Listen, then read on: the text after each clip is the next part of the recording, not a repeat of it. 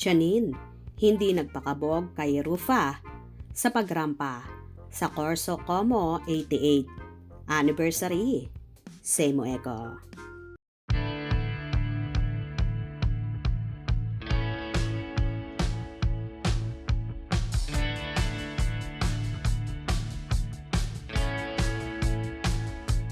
Tumampa nga ang napakagandang panganay na anak ni Ramon Christopher at Lot de Leon na si Janine Gutierrez sa Corso Como 88PH para sa Juan Ayala anniversary.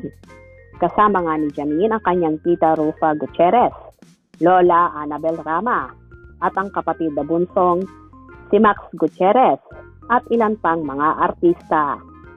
Star-studded naman ang naganap na anniversary na yon kung saan nagbahagi ng ilang video clips si Miss Rufa ng ilang ganap. Hi, Mother.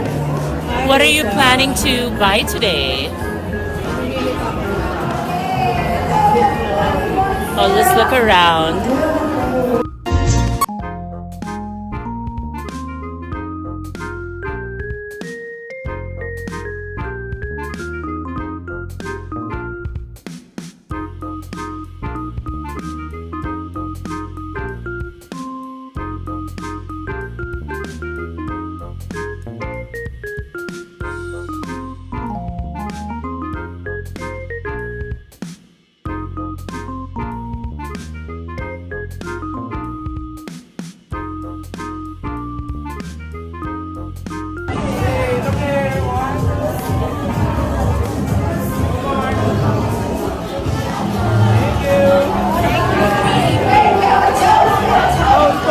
Hindi naman nagpakabog ang isang Janine Gutierrez sa mga naroroon.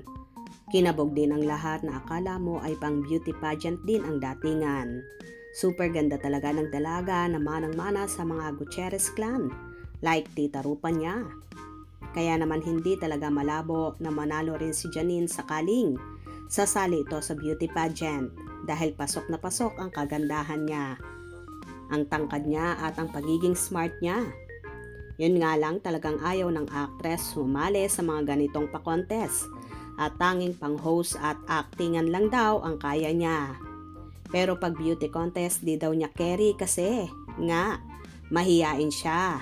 Hindi naman katakataka kung bakit din nahuhumaling at na-inlove ng todo sa kanya ang nobyong si Jericho Rosales. Dahil sa mga katangian na meron si Nini na bukod pa nga sa mga nabanggit, ay super bait pa at napaka down to earth pa. Kaya wala na talagang hahanapin pa sa nag-iisang Asia's Rising Star. Mapapasana all ka na lang talaga sa kagandahan, kaseksihan at katalinuhang ito ni Janine. Kung nagustuhan nyo ang video na ito, comment down below.